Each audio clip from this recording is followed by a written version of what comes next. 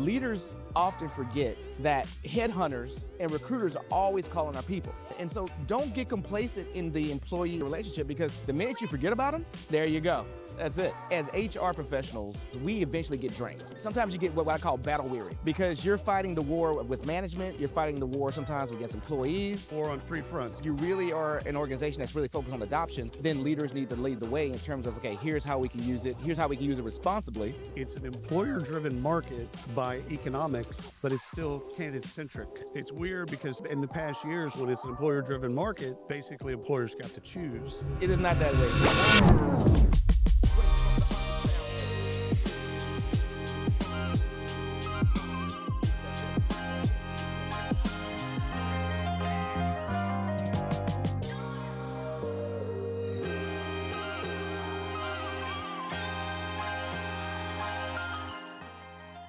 This is William Tinka, and I am joined by Njsane. Njsane, would you do us a favor and introduce yourself? Absolutely. William, thanks for having me here. I'm Njsane Courtney, Vice President of Human Resources from the American Bureau of Shipping out of Houston, Texas. Oh, cool. How long you been in H-Town? Oh, man. So I've been in H-Town for a little over 20 years. I moved there shortly after I got out of the Army. So DJ Screw is somebody that you might know. I'm somewhat familiar with his work. Okay. Swisher House. There you go. Yeah. I'm surprised though. I'm surprised that's amazing that you know him. I'm like, oh, I'm here, and those guys used to come up to Dallas to do shows. Oh yeah, all of everybody. Well, I feel like Millionaire. I feel like at this point we need to flip this around. I need to interview you, because I kind of want to hear about that. It was so great, and they were so humble and so nice. Yeah, it's just like, you know. Really? Yeah. Holy hell! Got to meet all of them because it was like a small venues in Deep Ellum where there'd be like 40 people there. So it's like you could go and talk to them after the show. It's like, hey man, that is so cool. Yeah. No, that needs to be a separate episode just about that. Back in the day, it was so much fun. Screw this HR stuff. Let's just talk about your background, dude. In I think it was 86, maybe 87, somewhere in that NWA. The guys did a concert here, and they came to my mall in Arlington, and they parked the limo up on the curb, and I met them at a store. You might remember a store called a TiVo. Yes. Okay. All of them were Dre, Ice Cube. All of them were there in the store, and I walked up to them. And I'm like, "Hey, y'all are NWA," and they're like, "Yes, we know." How do you know us? They were surprised that you knew. Yeah. Eyes got wide open, like, "Are you with the FBI?" I'm like, no. I have your tape. This is back when they had tapes. I literally just turned off your song. I just literally in my car, and they're like, "No, you don't." I said, "I literally have it in my car right now. We can walk out." That is so funny. That's amazing. So they had me come to the show at Bronco Bowl and go VIP, went behind the scenes, all that stuff. Nicest guys you'd ever meet. I've heard that before. Nicest guys. Because they have this demeanor you think is probably the polar opposite. But... Oh, yeah. Being a white guy, it's like, be a little standoffish. No, they were not standoffish at all. Well, once they realized you weren't part of the feds, you're all in. You're all in. Yeah. Just if you could talk a little bit closer to the microphone, that'd be great. Okay, so let's do this. Let's do name, rank, serial number. Introduce yourself again, so that the producer will cut some of that out. So, Njsane Courtney, Vice President of Human Resources with the American Bureau of Shipping. Love it. Okay, so first things first. When I say the phrase talent management, what comes to mind? It's about how we cater and care for our talent, our existing talent, both the talent that we have in-house, and then how we bring in new talent into the organization and get them up to productivity and bring them a part of our culture. I love it. Okay, let's do AI adoption. So for the last couple of years, we've been talking about AI and tech, and generative AI, agentic AI, all kinds of different AI. But how do you get people to use the AI that you buy for them? Well, first off, it really starts off with leadership, right? It starts with the leadership organization, because they will set the tone for adoption or resistance, right? And so, because honestly, you're going to, just like with any technological advance, there's always going to be early adopters and there's going to be laggards. And 100%, that's the curve. That's the curve, right? Yeah. And so, therefore, if you really are an organization that's really focused on adoption, then leaders need to lead the way in terms of, okay, here's how we can use it. Here's how we can use it responsibly. And then on top of that, let's find more innovative ways to bring that in to get better ROI on certain investments and things like that. But people pay attention to leaders. And if leaders are oh, it's bright and shiny and Yeah, scary, you do this. yeah, then they're not gonna. And then plus, Yeah. leaders need to set the rules of engagement in terms of how it should be used, What's acceptable? what's acceptable and what's not. 100 years ago, I used to do Salesforce implementations. Well, you do not look like you're 112 years old. Yeah. So, and here's how we knew an implementation was going to go well. If the C-suite used Salesforce, so if they logged in and they did some stuff in, looking at reports and stuff like that, if they used it, everyone in the organization was going to use it. If they didn't, it was not going to get adopted, and we knew it. So, okay, challenge for recruiting. What do you think is the biggest recruiting challenges today? Just finding talent, just finding talent out there. There's a lot of people applying for jobs, and some of them come from positions of where they may have been out of work for a while, so they Right. start applying for different jobs that they may not be directly qualified for. But really, especially for our company, we hire a lot of technical individuals, engineers, those kinds of folks. So it's about finding that sweet spot of technical competence as well as the right certifications and qualifications. Right. But it's really, really hard nowadays because there's, it's almost like buyer's choice. 100%. Employees have a lot of choices to where they want to spend their talents. It's And really yeah. weird because it's an employer-driven market by economics, but it's still candidate-centric. Exactly. It's weird because in the past years, when it's an employer-driven market, basically employers got to choose. Yes. Now, it is not that way anymore. It is not that way. It's one of those things where good people can typically find good jobs. Now, this is not a slam for people who are still struggling. I get it. There's some examples of folks, but the truth of the matter is that employers really have to work at being an employer of choice Right. if they want to get that top tier talent. That's right. You can't just be like back in the day, just be happy you're getting a paycheck. Yeah. You have to show value. You have to continue to show that you care about the talent and that you're going to cultivate that talent once they come through the door. If you follow college sports, it's NIL, the transfer portal. It used to be that we recruit an athlete once.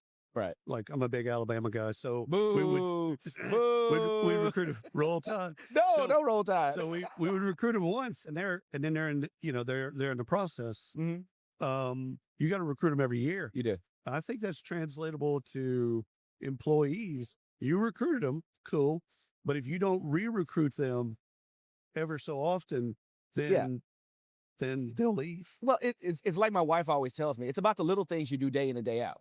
It's like any relationship. I can come in and give you a great offer, give you a great salary, great benefits, right?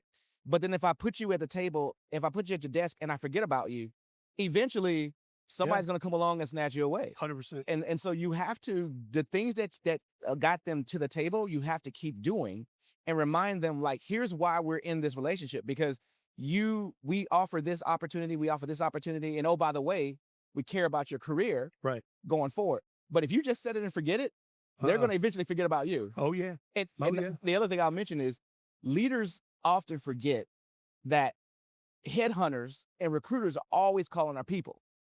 And they're always calling. And so don't get complacent in the employee-employee relationship, because the minute you forget about them, there you go. That's it. Don't be surprised when they're not at that cubicle anymore. But you can't be shocked. No, don't be why are you shocked? Why are you shocked? When was the last time you talked to your employees? Yeah. Yeah. When was the last time you listened to them? Oh my God, that's a whole other podcast. That is a whole other podcast. All right. So when you're low on your kind of innovation battery, you need some new stuff. What are you doing to recharge?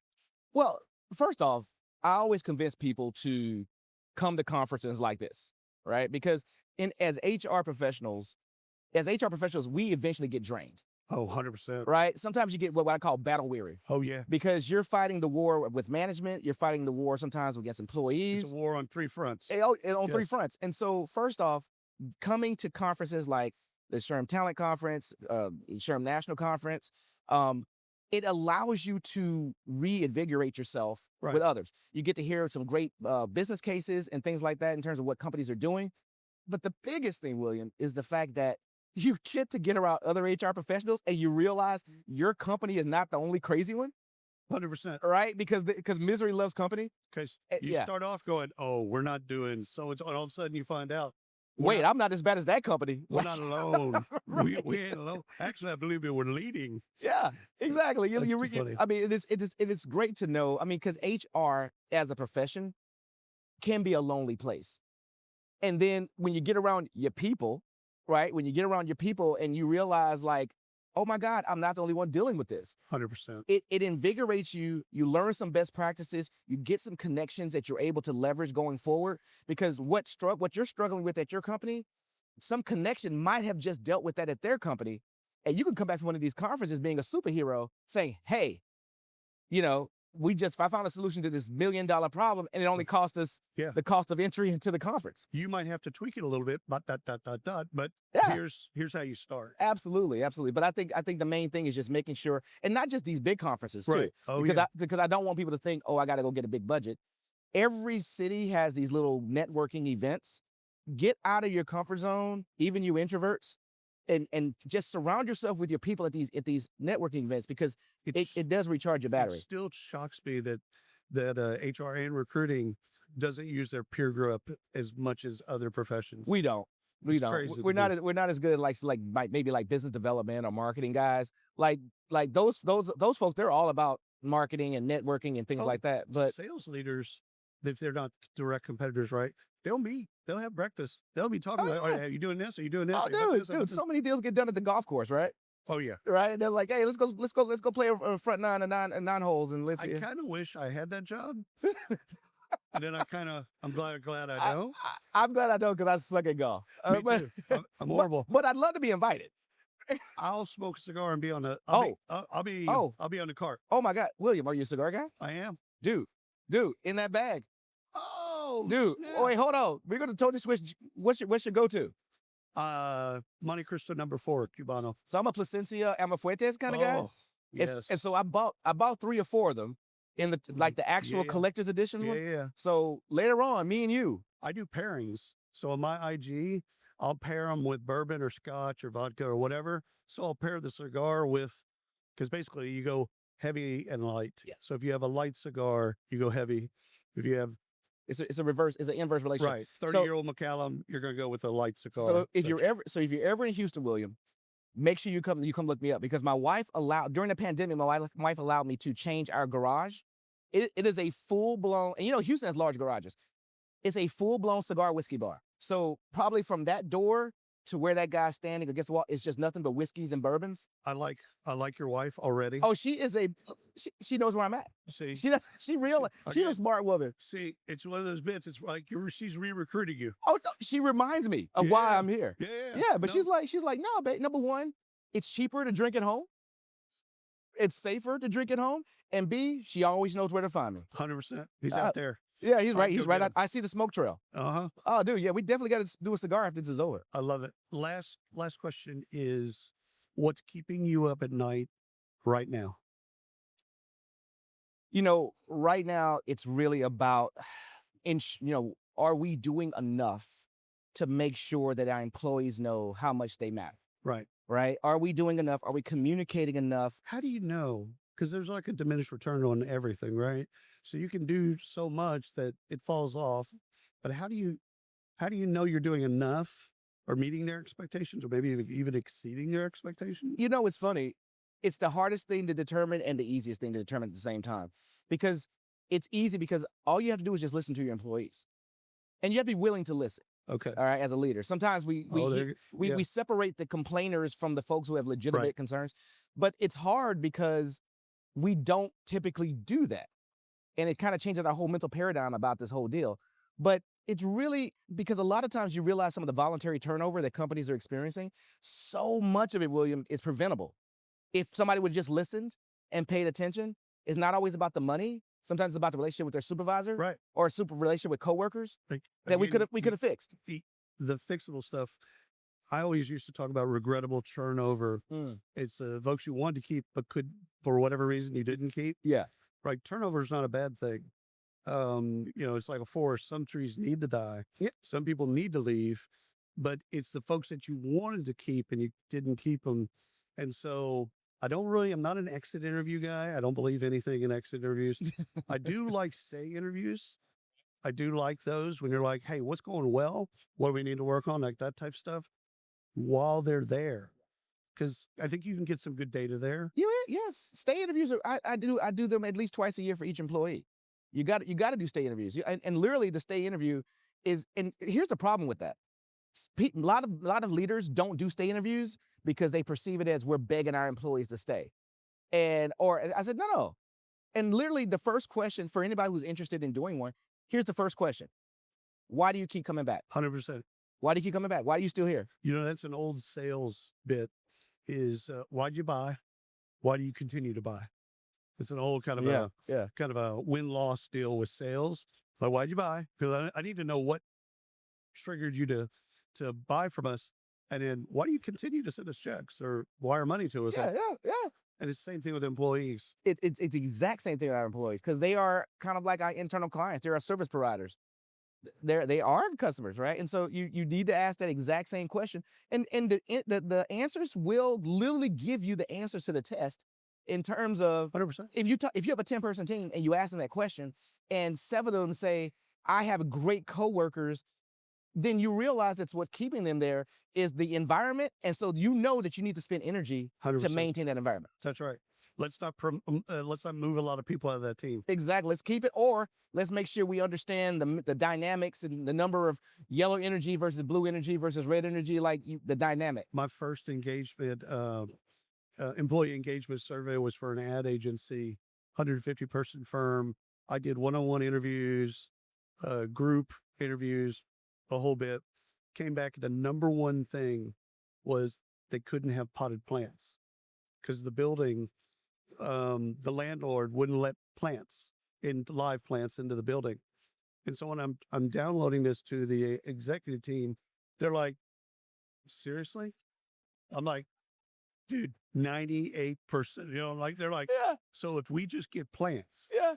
that's going to make people happy. I just need a plant. I'll be happy. They renegotiated their lease, got plants in the deal, hired a company to do the plants, come around with the carts, water the plants and all that stuff.